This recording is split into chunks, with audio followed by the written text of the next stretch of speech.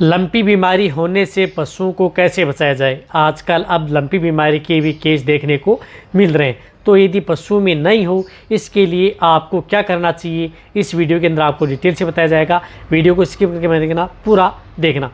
देखो, लंपी बीमारी बहुत ही ज़्यादा पिछले इसी जो महीने में मई जून जुलाई में आपने देखा होगा कि बहुत ही इस तरह के केस देखने को मिले थे और बहुत ही खतरनाक इसकी वजह से, इस वायरल बीमारी की वजह से पशुओं की डेथ भी हुई थी।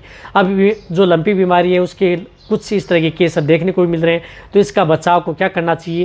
देखो, सबसे पहले तो बताना चाहता हूँ कि यदि इस तरह की बीमारियों से यदि आपको बचाना है तो आप इसकी वैक्सीनेशन भी यदि लंपी बीमारी की है तो आप करवा सकते हैं, और साथ में आप उसको इम्यूनिटी बढ़ाने का आप प्रयोग करें। इम्यूनिटी बढ़ाने में आप उसमें कोई भी जो इम्यूनिटी बढ़ाते हैं उसका प्रयोग कर सकते हैं, जिस प्रकार से मल्टीविटामिन्स हैं, मिनरल्स हैं, जिसमें विटामिन ए, डी, बायोटीन का प्रयोग उन पशुओं में ज़रूर करवाएं। पशुओं की जब तक इम्यूनिटी रहेगी तब तक आप पशुओं में जो वायरल इन्फेक्शन है कम देखने को मिलेगा। साथ में आप पशुओं की जो डिवर्मिंग ज़रूर करवा लें। यदि अब तक आपने डिवर्मिंग नहीं करेगी तो डिवर्मिंग भी आप कौन से बोलस साल्ट से, डोरामेक्टिन साल्ट आता है उससे यदि करवाएं भेड़ बकरियों की, या लिवामाइसोल हाइड्रोक्लोराइड जो का इंजेक्शन आता है उस इंजेक्शन का, जिस तरह से ये इंजेक्शन आता है लिवामाइसोल का इंजेक्शन हाइड्रोक्लोराइड, तो आप इस इंजेक्शन का भी प्रयोग 1 ml पर 30 kg बॉडी वेट आता है, तो ये पशुओं को पहले ही आप लगवा सकते हैं, जिससे कि ये पशुओं की इम्यूनिटी बढ़ाने का काम करता है। या डोरामेक्टिन से आप उसकी डिवर्मिंग करवा लें, लिवामाइसोल आप उस पशुओं को लगवा लें। बड़े पशु हैं तो 15 ml, दोनों चाहे आप का पशु प्रेग्नेंट है या नॉन है, दोनों स्थिति में आप इस तरह का प्रयोग कर सकते हैं। साथ में पशुओं की जो मैंने बताई कि मल्टीविटामिन्स, जिसमें बायोटिन्स, विटामिन एच का प्रयोग आप उस पशु में करवाएं, या इम्यूनिटी बढ़ाने की बहुत इस तरह की दवाएं आती हैं जो टॉनिक आते हैं, उस टॉनिक का प्रयोग उन पशुओं में पहले ही स्टार्ट कर दें।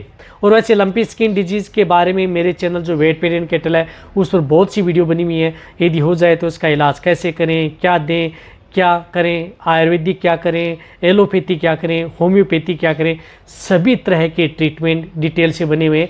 यदि आपके एरिया में यदि लंपी बीमारी चल रही है तो वहाँ पर आप जा कर के देख सकते हैं।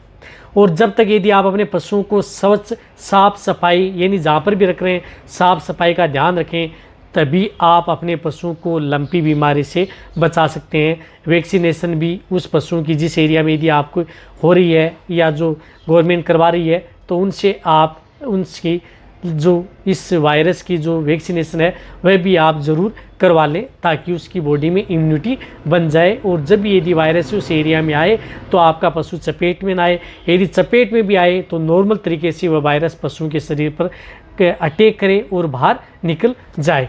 बहुत इस तरह से यदि लंपी हो गई तो बहुत ज़्यादा नुकसान हो सकता है। एक तो आपको खान पीन का ध्यान रखना है, अच्छा खाना देना है, स्वच्छ पशुओं के जहाँ पर भी रखते हैं वहाँ पर ज़्यादा गंदगी न रखें, पशुओं को अच्छे नहलाते रहें।